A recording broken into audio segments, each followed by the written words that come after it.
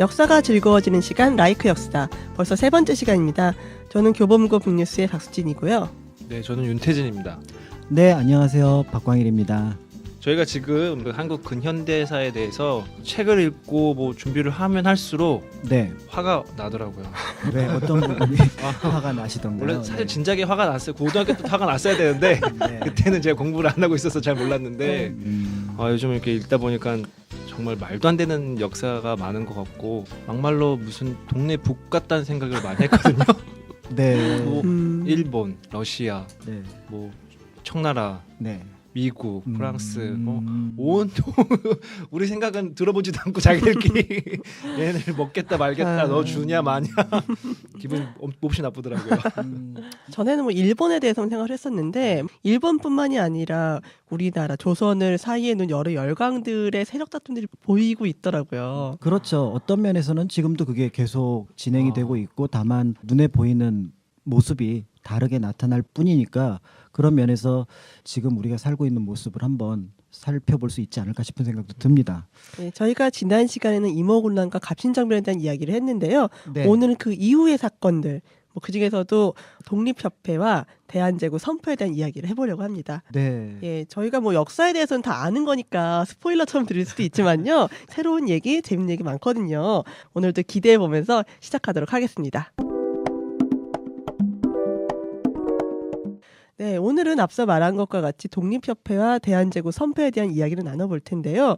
이게 갑신정변 이후에 약 10년이 지난 후의 일이거든요. 그렇죠. 네. 뭐 그 기간 사이에도 많은 일이 있었잖아요. 그렇죠. 많은 일이 있고 국사 시간에 시험 문제 가장 많이 그 문제로 나오는 시기도 이 시기입니다. 왜냐하면 네. 촘촘하게 사건들이 많이 일어나죠. 그러니까 1894년에 동학농민운동, 네. 그 다음에 그로 인해서 촉발됐다고 이제 알려져 있지만 사실은 이미 오랫동안 준비를 했던 일본과 청나라의 전쟁, 그래서 청일전쟁, 그리고 그 청일전쟁 와중에 청일전쟁이 진행되는 와중에 일본이 이제 조선 정부를 압박해갖고 개혁을 일으키거든요. 그 이제 갑오 개혁이라고.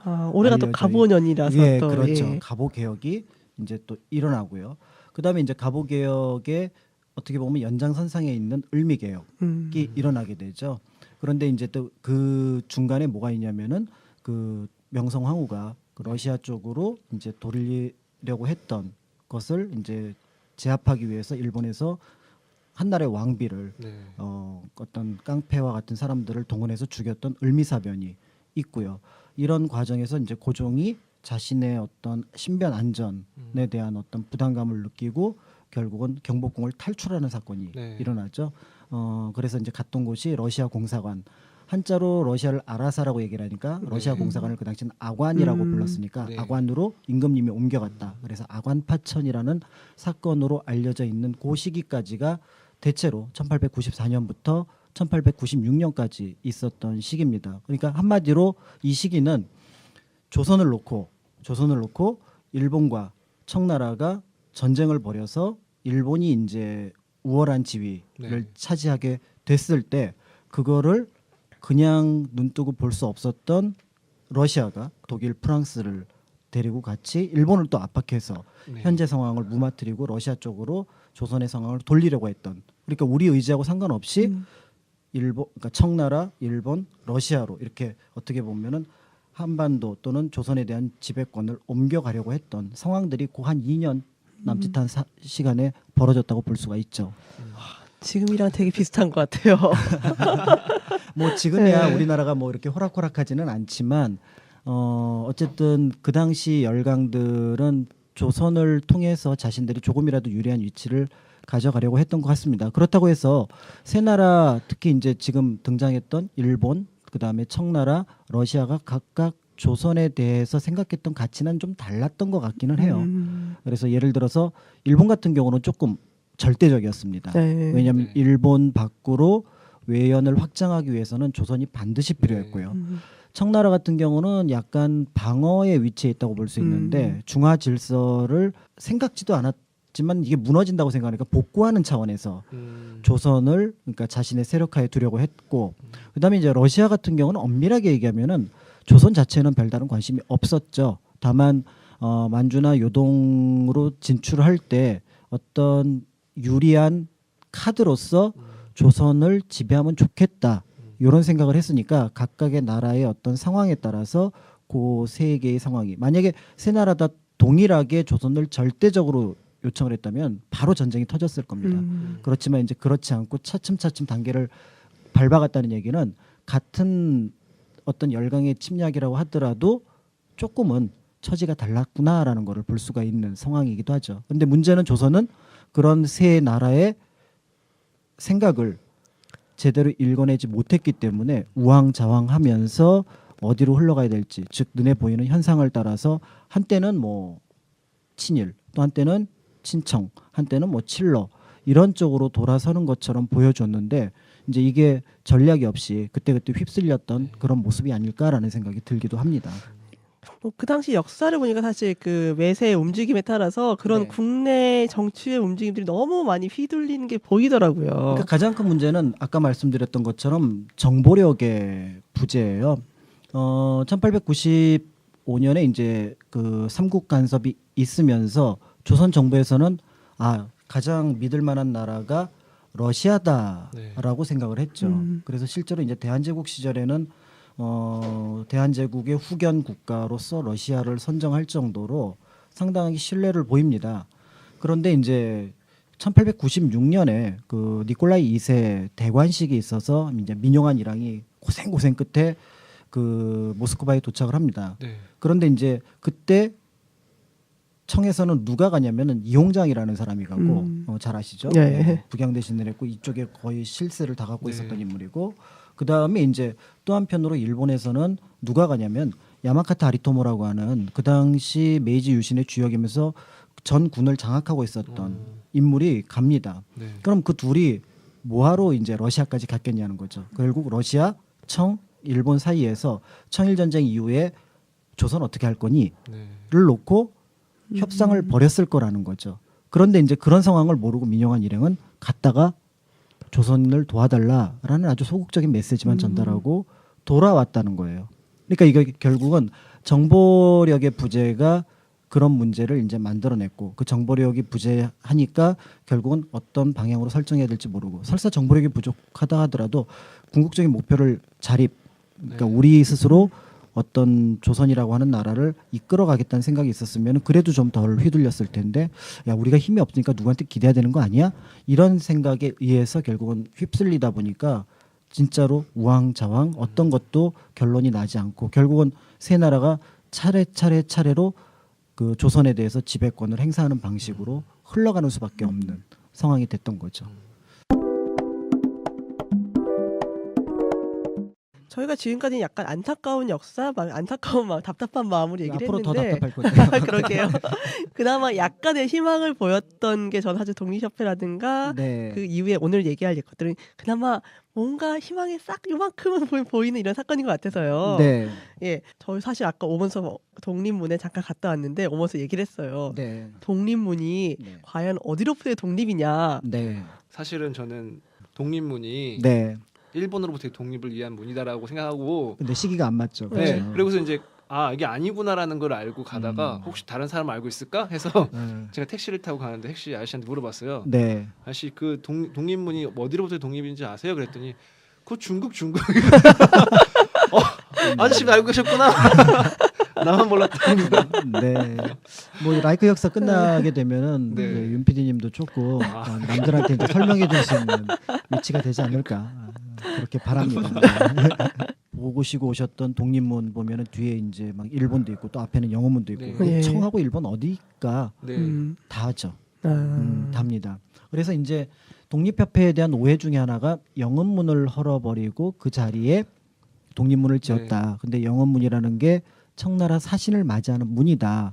그런데 이미 1894년, 95년에 청일전쟁에서 청나라가 졌는데 왜 생뚱맞게 여기서 청나라에 대한 독립을 얘기를 했을까? 그리고 일본에 대해서는 긍정적으로 평가를 했으니까 독립협회는 친일파 아니야? 네. 이렇게 얘기를 하죠. 실제로 네. 이제 독립협회에 있었던 사람들 중에 친일파로 그 변절한 네. 사람들도 여럿 있기는 하지만요.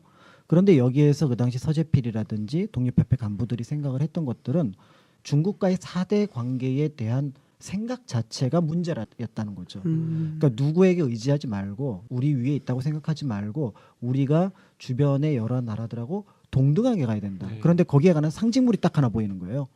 청나라 사신이 오게 네. 되면 조선의 국왕이 일개 사신을 맞이하러 가는데 거기까지 갑니다. 어. 그리고 그 청나라 사신이 우리나라에 오면은 궁궐 밑에서 절을 할까요? 안 하죠. 그렇지 않습니다. 음. 서로 동서쪽에서 보고 절을 해요. 어. 그럼 이 뉘앙스는 뭐냐면 우리나라에서 제일 높은 주권자조차도 한 나라의 사신을 보는데 그거는 벌써 사대라는 개념들이 파악이 돼 있다는 거죠. 그러니까 독립협회 사람들은 그 생각 자체를 지워라. 이제 네. 조선은 우리 스스로 서서 가야 되고 주변하고 같은 나라다. 그런 의미에서 영원문을 한 거지. 이게 어떤 구체적인 청 또는 뭐 또 나중에 얘기 나올 수 있는 뭐 일본으로부터 네. 독립에 대한 개념은 아니었다는 거죠. 그렇게 생각을 하면 독립문을 좀 새롭게 볼 수 있을 겁니다. 일단 독립협회가 만들어진 배경 먼저 이야기를 해야 될 것 같아요. 혹시 어떻게 만들어지고 어떤 사람이 만들어진지 궁금하거든요. 네, 독립협회 할 때는 빼놓을 수 없는 분이 바로 서재필 선생이죠. 잘 알겠지만 지난번 우리가 1884년 갑신정변 할 때는 약관의 나이로 네. 정변에 같이 참여를 했다가 개인으로서는 엄청난 비극을 겪죠. 어머니 아버지 자결하고 부인 자결하고 그다음에 자기 돌 지난 아이는 굶어서 죽고 예, 그랬던 개인적인 어떤 비극을 겪죠. 그나마 일본에서 조금 자신을 어떻게 좀 제대로 좀 이렇게 도와줄 거라고 생각했는데 일본조차도 외교 문제라든지 사실은 또 쓸모가 없다고 생각을 했기 때문에 네. 개혁의 주역들에 대해서 별로 도움을 주지 않습니다. 그러니까 이제 다시 미국으로 떠나서 미국에서 이제 생활을 하면서 많은 고생을 했던 분이죠. 그런데 이제 이 분이 이제 그 미국에 가서 이제 여러 가지 고생을 하는데 이제 그러던 중에 1894년 갑오 개혁 때 이제 그 갑신정변 주역들에 대한 사면령이 내려요. 그러니까 네. 이때 이제 그 서재필에 대해서도 귀국해도 좋지 않을까라는 동료들의 이제 요청이 있습니다. 그렇지만 이제 개인적으로 그때 막 본인으로서는 결혼도 하고 뭐 하고 네. 되게 바빴던 시기였기 때문에 움직이지를 못하다가 그 다음에 이제 박영효가 직접 미국까지 와서 귀국을 요청을 합니다. 나라가 이러니까 당신의 능력이 필요하다. 이렇게 해서 이제 돌아왔죠. 지난번 우리 이제 갑신정변 얘기했을 때 기억하시겠지만 이 정변이 실패했던 여러 가지 이유 중에 가장 컸던 거는 사실들은 갑신정변 일으킨 사람들한테 백성들이 네. 돌멩이를 네. 던졌다는 예. 거예요. 예, 지지가 그래- 없었죠. 예, 백성들의 지지를 받지 못했다는 거죠. 그러니까 이제 서재필로 볼 때는 아마 10년 동안 미국이라는 사회에서 생활을 하면서 야, 이 나라라고 하는 게 백성들의 힘으로 움직이는 거구나라는 걸 아마 절실하게 느꼈을 겁니다. 네. 그런데 10년 만에 돌아와 본 나라가 결국은 아직도 백성. 네. 뭐 갑오 개혁을 통해서 이제 신분제는 사라졌다고 하지만 아직도 백성이 제대로 움직이지 못한다. 그렇다면은 백성들을 움직이는 그리고 계몽할 수 있는 그런 어떤 조직이 먼저 필요하지 않을까라고 생각을 하고 자신과 뜻을 같이 했던, 즉 예를 들어서 단순하게 독립운동만을 생각하는 것이 아니라 어떤 미국의 어떤 개화, 어떤 서양의 어떤 개화 정치 세상 이런 것들을 이해하고 그거를 실천으로 옮길 수 있는 사람들을 끌어모읍니다. 근데 아무튼 그 서재필 박사가 독립협회를 만드는데 중요한 건 이벤트가 필요하잖아요. 그렇죠. 네, 그러니까 뭔 단체가 만들어야 되는데, 네. 근데 이제 그럴 때는 제일 중요한 거는 뭔 어떤 기념물이 생기는 건데 그 파리 개선문을 본뜬 어떤 그런 새로운 서양식 구조물을 만들면 거기에 대한 이제 사람들의 관심이 확 집중이 될 때니까요. 그때는 뭐 서양 문물 하나 들어올 때마다 막 전부 다 동네 한양에 있던 사람들이 구경을 나오던 시절이니까 네. 그런 어떤 대중적인 어떤 그런 행사가 필요했을 거예요. 그게 이제 그런 행사에 딱 영웅문을 한다. 사람들이 생각을 했을 거 아니에요. 저 문이 뭔지는 다 알 거 아니에요. 네. 한양에 사는 사람들은. 네. 그러니까 야, 저 문으로 한다. 이제 우리는 누구와도 네. 어깨를 나란히 할 수 있는 나라다. 근데 거기에 이제 서양식 건물이 딱 들어서니까 한편으로 그 당시 이제 정치적으로 조금 힘든 시기에 있었던 고종도 이렇게 해서 이제 뭔가 백성들이 하나로 모일 수 있는 힘이 되겠구나 해서 독립협회 또 그 네. 독립문 만드는데 자금을 지원하기도 하면서 1이나 네네네 예, 그렇게 해서 이제 지원을 해서 그 문을 만들었던 거죠. 그러니까 그렇게 해서 독립문은 또 이제 그 옆에 이제 독립관이라는 건물도 만들고 함으로써 독립협회의 시작은 상당히 화려하게 시작이 됐다고 볼 수가 있겠죠. 어떻게 보면 독립협회는 처음부터 고종과 고종의 측근들도 많이 참여했다고 들었거든요. 그렇죠. 그 당시 소위 말하는 좀 그 유학을 갔다 왔다거나 하는 그런 사람들, 지식인들은 많이 참여했습니다. 물론 이제 서재필 자신이 이제 여러 사람을 좀 포섭을 했던 것도 있지만 이제 그 독립협회는 여러 번 변천을 겪거든요. 처음에는 이제 서재필 중심 그룹이 되지만 나중에는 이제 관료들에서 개화한 관료들이 또 참여를 하게 되고 또 개화한 관료들 중에서 진짜로 나중에는 관민공동회라고 그래갖고 정부의 고위 관료들이 있습니다. 그다음에 이제 또 만민공동회라고 하는 집회를 나중에 열게 되는데 그때는 이제 그 공동회에 뭐 주관했던 인물들은 뭐 장사꾼, 그다음에 백정, 그러니까 상민이나 천민 같은 사람들이 그 모임을 주도했으니까 위아래로 구성원의 폭이 대단히 넓었다고 볼 수 있는 그런 조직이죠. 물론 이제 거기서 핵심 조직은 서재필과 같이 지금 현재 서양에서 진행되고 있는 어떤 정치 체제, 경제 체제를 바탕으로 해서 국가를 뭔가 개혁하겠다고 하는 사람들이 주도가 됐던 거는 분명합니다. 이제 윤치호 같은 인물들도 있고요. 그때까지만 하더라도 이완용 같은 인물은 상당히 개화한 인물이었다고 볼 수가 있습니다. 그래서 그런 인물들이 이제 참여를 하게 되겠죠. 그러니까 갑신정변 시절의 사람들하고 조금 모양이 다르긴 하지만 한편으로는 이 시기에는 또 그런 방식으로 이제 그 활동을 많이 했던 사람들이 독립협회를 주도하면서 이끌어갔습니다. 독립협회 활동 중에서 가장 저희가 많이 알고 유명한 게 독립신문 발행이잖아요. 그렇죠. 정확히 어떤 내용을 담고 있던 신문인가요? 그러니까 독립협회의 뜻을 그 이제 널리 알려야 되는데 그 서재필이 이제 귀국했을 때 제일 관심을 많이 가지고 있었던 거는 백성들, 그러니까 요즘 말로 하면 민중들이라고 얘기를 하지만 그 사람들에게 정치적인 소양을 길러내는 것이 중요하다고 생각을 했습니다. 그러니까 아마 서재필 마음은 공화정을 생각을 했을지도 몰라요. 네. 그렇지만 공화정을 하자는 얘기는 고종을 쫓아내자는 얘기니까 그거는 할 수가 없는 거고 아마 그의 생각 속에는 대의 민주주의라고 할 수 있는 입헌군주제, 네. 그러니까 의회를 중심으로 하고 내각을 두고 왕은 통치는 하지만 그렇지만 이제 전반적인 사사건건이 참견하지 않는 그런 어떤 입헌군주제 형식을 생각을 했을 텐데 그렇게 하려면 제일 중요한 거는 백성들의 정치적인 소양이거든요. 그러니까 그 백성들의 정치적인 소양을 일러내기 위해서는 결국은 뭘 알려줘야 되는데 그 당시 신문들이 전부 다 한문으로 네. 되어 있었죠. 그러니까 결국은 그거를 한글로 바꿔주는 작업을 합니다. 실제로 그 이제 그 독립신문을 만들 때 큰 역할을 했던 인물이 이제 윤치호죠. 한 면은 한글로 내고 한 면은 영어로 내는데 결국은 윤치호라는 인물은 나중에 한글에 관련한 그 일정한 학자 수준으로 자신의 능력을 보여줄 정도로 탁월한 인물로 발전을 하게 되는데 어쨌든 그런 방식으로 또 한글 발전에도 영향을 주지만 결국은 정치 지식을 널리 펼치는 것이 목적이었죠. 그런데 독립신문이 효과가 있긴 했지만 폭발적이지는 못했어요. 이게 소위 말하는 요즘으로 보면은 일방 전달이죠.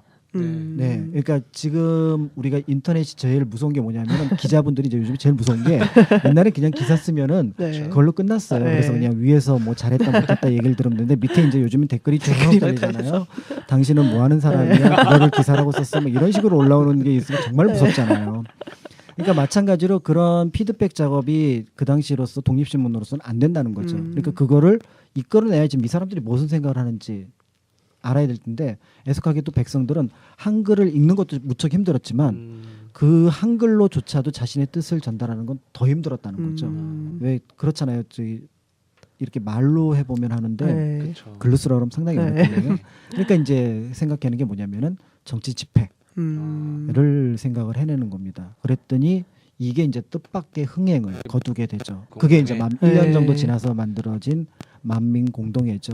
그래서 이 만민공동회를 통해서 백성들의 의견이 갑자기 이제 집중되는 상황들이 보여지고 이제까지 양반들만 그 상소문을 통해서 자신의 뜻을 전달했는데 그런데 이제 말로 할 때는 필요 없잖아요. 네. 예. 그러니까 이제 그런 것들이 대중들의 호응을 얻게 되면서 독립협회원들이 어쩌면은 두려워했을 정도로 만민공동회는 규모가 훨씬 더 커져 나가게 된 거죠. 그러니까 결국은 독립협회가 그 당시 정치 토양을 상당 부분 바꿔놓았다라고 볼 수가 있습니다. 고종이 국민들의 그런 깨어나는 정치 성향을 좀 이용해서 같이 좀 함께 했으면 좋았을 텐데 고종은 그렇게 못하고 오로지 이제 정권 유지만 더 집착을 했던 것 같아요. 그렇죠. 이제 그 1896년에서 97년 사이에 이제 대한제국이 성립되는 과정을 보면은 그게 조금 뚜렷해지죠. 독립협회는 한편으로는 독립문을 세웠지만 또 한편으로 요청했던 게 뭐냐면 러시아 공사관에서 나오십시오. 거기서 있을 일이 아닙니다. 아무리 신변에 문제가 있다고 하더라도 나오십시오. 그리고 남들과 대등한 어떤 관계를 설정을 해야 된다. 그게 이제 독립협회 얘기가 아니라 모든 백성들의 네. 얘기를 했으니까. 그래서 이제 대한제국을 선포를 하게 됐죠. 그런데 그 대한제국을 선포를 할 때 이 양반이 지향했던 부분이 뭐냐면은 입헌군 주제 이런 것들이 아니라 전제군 주제였다는 네. 거예요. 맞아요. 근데 이제 전제군 주제의 모델로 러시아 또는 이제 프러시아를 했는데 대한제국 당시에 이제 그 고종 황제가 입었던 군복을 보면 그게 프러시아 군복이에요. 그러니까 이제 프러시아처럼 전제군주 형식으로 나아가겠다라고 얘기를 하는 건데 그렇게 되면은 백성들 간의 소통의 벽은 생기기가 어렵죠. 이제 그런 상황들이 이제 독립협회로 볼 때는 상당히 깝깝했을 거고 일반 백성들로 볼 때는 더 답답했던 부분들이 있었을 겁니다. 고종이 처음에는 독립협회를 막 지지하고 활동에 많이 도왔는데 나중에는 이제 이 독립협회가 눈에 가시가 되고 이렇게 뭐 싫어하게 되는 거잖아요. 그렇죠. 거기 이제 정치적인 그 견해 차이가 발생을 하는 겁니다. 처음에 독립협회가 생길 때만 하더라도 국권 회복이라고 하니까 사실은 국권 회복에는 그러니까 어떻게 보면은 왕이나 왕권 강화. 그다음에 네. 뭐 저기 정치가나 아니면 백성이 생각이 다를 수가 없어요. 네. 왜 우리나라가 똑바로 네. 서야 된다. 네. 근데 이제 그 똑바로 서는 방법이 뭐냐를 구체적으로 들어봤더니 독립협회는 입헌군 주제. 네. 그리고 이제 가로 열고 가능하면 공화제 네. 뭐 이런 것들이 있었을 거예요. 네. 그렇지만 네. 공화제는 차마 얘기를 못 네. 꺼냈을 거니까 입헌군 주제. 그런데 여기는 전제군 주제. 그러면 전제군 주제와 입헌군 주제는 모양이 완전히 다르죠. 네. 전제군 주제는 왕을 중심으로 모든 제도가 만들어져야 되는데 비해서 거꾸로 얘기하면 입헌군 주제 같으면 의회가 중심이 돼야 되는 거죠. 의회는 뭐 누가 되든지 간에 사실은 뭐 서양의 상원 하원이 있는 것처럼 귀족원하고 그 평민들이 중심이 되는 의회가 따로 있긴 하지만 아무튼 뭐 평민들의 참여는 당연한 거죠. 근데 이런 상황들을 고종으로 볼 때는 납득하기 어렵고 받아들이기도 조금은 불편하게 느끼지 않았을까라는 생각을 하는 거죠. 독립협회의 그 요구로 중추원은 개편이 됐어. 약간 의회 형식을 가지는 개편을 하려고 했는데 네. 못했다고 제가 읽었거든요. 맞습니다. 네. 그래서 이제 의회 형식을 만들려고 할 때 독립협회의 생각은 크게 이제 그 정부 조직을 완전하게 뭐 새로 만드는 건 아니고 의정부는 내각처럼 만들고 그러니까 영의정, 좌의정, 우의정이 있던 의정부는 내각으로 만드는 네. 거고 그다음에 이제 처음에 그 국회를 만들어야 되는데 국회까지는 너무 어려우니까 중추원을 국회 형식으로 만들어서 거기에 이제 중추원 의원을 뽑는 방식으로 그렇게 운영을 하려고 했죠. 그리고 이 안은 실제로 고종의 허가를 받아내기까지 합니다. 네. 그런데 이제 이렇게 되니까 문제가 됐던 건 뭐냐면 고종도 문제인데 고종 옆에서 정치 권력을 장악하고 있었던 그 어떻게 보면 보수 세력, 네. 여기 수구 세력이라고 보통 표현을 많이 하는데 그 세력들로 볼 땐 자기의 지지 기반이 완전히 사라질 가능성이 있습니다. 그러니까 이들이 이제 모의를 하는 거죠. 이제 고종은 이게 불편하지만 그래도 이거를 무시할 수는 없고 이런 생각을 가지고 있었을 텐데 여기서 이제 뭘 딱 터뜨리냐면은 얘네들은 입헌군 주제가 아니라 공화정을 지향한다. 이 공화정을 지향한다는 얘기는 프랑스처럼은 아니더라도 그러니까 프랑스 목을 잘라버렸잖아요. 루이 16세. 네. 그 정도는 아니더라도 왕의 권한을 완전히 상실하는 거니까 일종의 그 당시로 보면 역모에 해당하는 상황이 되는 거죠. 그러니까 결국은 그 소문을 진실이라고 믿어버리고 네. 고종이 믿고 저는 100% 믿지는 않았던 것 같아요. 그냥 이렇게 믿으면 편하겠지 이렇게 생각했던 것 같아요. 오히려 구실 삼아서 그렇죠. 네, 해치우고자. 그러면서 이제 네. 그 독립협회에 대한 해산령을 네. 내리게 됩니다. 그리고 이제 간부들을 잡아가죠. 그런데 이제 독립협회의 간부들이 잡아가니까 그 밑에 있었던 그 많은 백성들이 오히려 이제 시위가 더 커지는 거예요. 네. 그러니까 이제 안 되겠다 싶으니까 이제 황국협회라고 하는 네. 한 2,000명 안팎의 이제 보부상들을 급히 가입시켰고 만든 조직이 있거든요. 네. 이 조직으로 이제 또 그 둘이 또 충돌이 일어나게 유도를 했죠. 그리고 그 유도를 하면서 이제 결국은 문제가 되고 그다음에 러시아 쪽에서는 이런 상황들을 해결해야 된다. 군대를 동원해야 된다라고 얘기를 하니까 이제 결국은 군대를 동원해서 독립협회의 뭐 수백 명의 그 지도급 위원들을 다 잡아가면서 독립협회는 결국은 1898년에 문을 닫게 되죠. 아, 윤PD가 준비한 책은 어떤 거죠? 네, 제가 준비한 책은 아주 자극적인 제목, 좀 자극적인 책의 제목의 책을 좋아하거든요. 네, 코멘트도 조금 자극적으로. 고종 죽기로 결심하다라는 책입니다. 진짜 자극적이네요. 네, 아니, 그러니까 독립협회의 활동을 담은 책을 찾다가 보니까 네. 잘 못 찾겠더라고요. 이렇게 구체적으로 독립협회만 딱 활동만 하는 모습에 있는 책은 없는데 네네.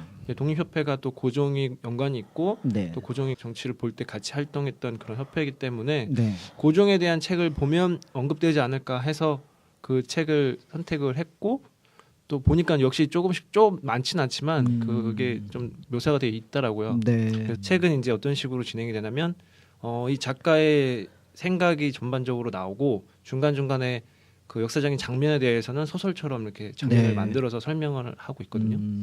근데 이제 최대한 객관적으로 쓰려고 이제 얘기를 하는데 좀 약간 그래도 고종을 옹호하는 쪽이 그런 방향인 것 같아요. 뭐 정치 상황이나 이런 거를 다 객관적으로 봤을 때 고종이 어쩔 수 없이 뭐 이렇게 끌려다닐 수밖에 없는 상황인 것도 있고 워낙 이제 앞에서 잘못된 것들이 많이 쌓여 있었기 때문에 고종으로서는 어쩔 수가 없었다. 그리고 이제 그러면서 그렇다면 고종이 죽을 때 과연 암살이 되는 게 맞을까? 왜냐하면 그렇게 그런 네. 위험을 항상 겪었던 사람이고 죽을 암살의 그런 얘기도 많았을 텐데 네. 고종이 그 식혜라고 하는데 그걸 먹고 정말 죽었을까? 의문이다.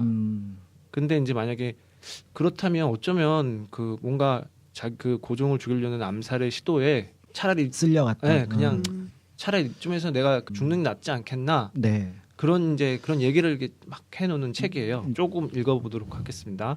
결국 아무도 믿을 수 없다. 외국인들도 대신이라는 것들도 내가 모든 것을 통제해야 한다. 이 손에 모든 권한을 쥐고 있어야 한다. 비록 그 권한을 뒷받침할 실력이 당장은 없을지라도 문명 개화한 나라들에서 존중받는다는 법에 의한 권한만큼은 결코 누구에게도 나누어져서는 안 된다. 그것이 중전의 유언대로 내가 끝까지 살아남는 길이며 이 나라가 사는 길이다. 이렇게 얘기를 해요. 고종이. 그렇죠. 좀 답답한 생각이죠. 그 지켜야 할 조선이라는 나라가 누구를 위해서 존재를 하는가라는 관점으로 바라보면은 그러니까 그 고민의 상황은 이해가 되죠. 네. 그렇지만 누구를 위해 존재해야 되는 조선인가라고 했을 때는 왕인 자신을 위해서 존재해야 되는 건가? 백성을 라고 하는 수많은 사람들을 위해서 존재해야 되는 건가를 생각해 보면 그 질문이 조금은 자기 중심의 생각이 들어가 있다라고 볼 수밖에 없는 거죠. 그래서 그런 혼란 자체가 생겼을 가능성은 충분히 있습니다. 그렇지만 그 혼란의 끝을 풀어볼 필요가 있었는데 서재필이나 이런 사람들은 그 미국이나 유럽의 상황들을 통해서 이제 그 나라는 그 나라 백성들, 그 나라 국민들의 것이다라는 생각들을 조금씩 갖게 됐다면은 고종은 아직도 이 나라의 주권자는 나다, 즉 내 것이다. 그러니까 백성들은 내가 덕을 베푸는 존재이지 그들이 이 나라의 주인은 아니다라는 생각이 거기에 담겨 있지 않나라는 생각이 듭니다. 만약에 그렇게 생각을 했다면. 네. 뭐 사실 고종에 대해서 일반적으로 갖고 있는 사람들의 생각이 그냥 우유부단하다, 끌려다녔다 네네. 이렇게 생각하지만 어떻게 보면은 이런 결정적인 역사적 사건들마다 고종의 의지가 좀 더 강했다면은 바뀔 수 있는 국면들도 있었다는 생각이 들어서 저는 좀 안타깝고 답답한 면도 많거든요. 그런 부분이 있죠. 그래서 보통 우리가 어떤 사건을 평가할 때 보통 신하들이 이제 사건의 주역처럼 등장하는 경우가 있어요. 그런데 요즘 이제 그런 연구들을 보면은 그게 과연 그 신하 뜻대로 되겠느냐. 전통 국가에서 왕이 있는데 그렇다면 그 뒤에는 반드시 왕이 어떤 방식으로든 자신의 뜻을 전했을 거다. 그렇게 되지 않고서 어떻게 저렇게 신하 혼자서 신임을 받는다는 이유로 큰 일을 벌일 수 있느냐 이런 얘기들이 많이 있거든요. 네. 그러니까 그 당시 고종 역시도 그때그때 어떤 격변기에 자신의 뜻을 명확히 표현하고 드러냈다면은 그게 단순하게 무슨 수구파대 개화파의 대립이 아니라 왕이 어디에 서 있었는지를 명확하게 보는 게 사실은 필요했던 부분이었죠. 그러니까 갑신정변 당시는 당연히 이제 수구파 쪽에 서 있었던 것이 분명하고요. 러시아 공사관으로 옮겨갔을 때는 칠러 세력에게 둘러싸여 있다고는 하지만 본인 스스로가 칠러파가 됐기 때문에 친일 내각에 참여했던 김홍집이나 이런 사람들을 참살하도록 명령을 내렸던 부분이 있는 거죠. 그러니까 그 부분을 보면은 왕의 생각은 상당히 중요한 그 당시 상황을 읽어내는 어떤 관점이 아닐까라는 생각이 듭니다. 박 기자님은 어떤 책 가져오셨나요? 예, 제가 가져온 책은 저는 그 독립협회의 주요 핵심 간부였죠. 그렇죠. 윤치호의 삶을 소설로 쓴 좌홍의 길이란 책을 가지고 왔거든요. 어떻게 보면 지식인들의 생각, 특히 독립운동을 하다가 친일로 변절했던 사람들의 생각 같은 것들을 알 수가 있어서 네. 그런 점들은 흥미로웠거든요. 부제가 그렇게 되어 있네요. 친일파가 되고 싶지 않았던 친일파의 고백. 친일파의 고백. 예. 뭐 이 뒷부분에 대해서는 윤치호가 한일합방 위에 친일파로 네. 된 이후의 정신 상태 아니면 뭐 그 사람이 이렇게 해야 심리적 과정 같은 게 약간 들어가 있는데 대표적인 예가 이렇게 돼 있더라고요. 고종의 장례식 날 시위가 일어나는 1919년 예, 3.1절. 예. 시위가 일어난 과정에서 윤치호가 시위 반대 이유를 썼대요. 네. 파리 강화회의에 가서 조선의 독립을 요구해봤자 강대국들은 우리 얘기 들어주지 않을 것이다. 그렇죠. 어떤 네. 강대국도 조선 독립을 위해 희생적으로 나서지 않을 것이다. 무엇보다도 약소민족이 강성한 민족과 함께 살아야 한다면 약자가 취할 수 있는 가장 최선의 방식은 강자의 호감을 사는 것이다. 이런 식으로 얘기를 했더라고요. 어떻게 보면 약간의 패배의식 같은 것도 보이고요. 그런 면이 있네요. 예. 그러니까 사실은 3.1운동 이후에 그 우리가 깨달았던 거는 평화적인 독립운동이 결국은 실패할 수밖에 없구나. 물론 인도에서는 간디가 비폭력 무저항 운동을 펼쳐서 그 많은 어떤 세력을 끌어모았지만 네. 일본처럼 무자비한 그 탄압을 하는 나라 앞에서는 그런 것들이 쓸모가 없거든요. 그래서 이제 깨달았던 게 그럼 임시정부를 만들고 새로운 국가의 지향점을 만들자라고 하는 것들이 이루어지고 본격적으로 독립전쟁이라고 하는 것이 이제 시작이 되거든요. 그렇지만 이제 처음에는 그게 미약할지 모르지만 거기에 이제 계속해서 그 동조하는 세력들이 늘어나게 되면은 결국 독립이라고 하는 관점으로 독립이라는 방향으로 나아가게 될 텐데 이제 저렇게 미리 어떤 지금의 상황 논리로 이야기를 풀어내게 되면은 결국은 그 가야 할 지향점과 현실의 상황 속에서 현실의 상황을 우선하는 거라고밖에 볼 수가 없죠. 뭐 저희가 뭐 윤치호에 대해서 좀 친일파라고 얘기를 하고 있는데요. 구체적으로 어떤 정도의 친일 행동을 했는지 네.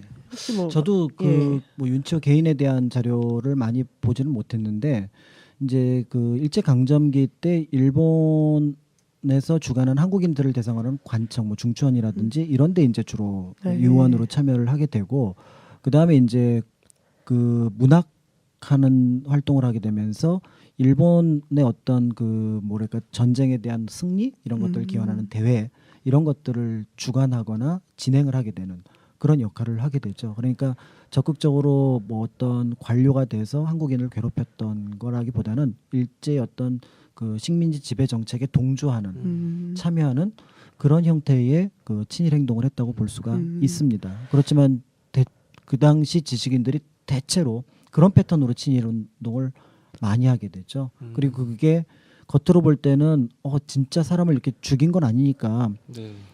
그렇게 나쁜 게 아니냐라고 생각할 수 있을지 모르지만 가장 똑똑하다고 생각했던 한국의 지식인들이 그렇게 했을 때 조선 민중들은 식민지 지배 정책은 당연한 거구나라고 받아들이게 된다는 면에서 총칼보다도 효율적인 어떤 그 지배 정책에 어떤 도움이 되는 거라고 볼 수 있기 때문에 상당히 위험한 정책이라고도 네. 볼 수가 있습니다. 어떻게 보면 독립협회에서 가장 유명했던 인물이 어떻게 보면 터제필과 윤치호잖아요. 그렇죠. 이 두 사람의 삶은 사실 뭐 미국과 한국이라는 서로 상반된 공간이기도 하지만 네. 두 사람의 삶이라든가 행적 같은 걸 좀 비교해 볼 필요도 있을 것 같은데요.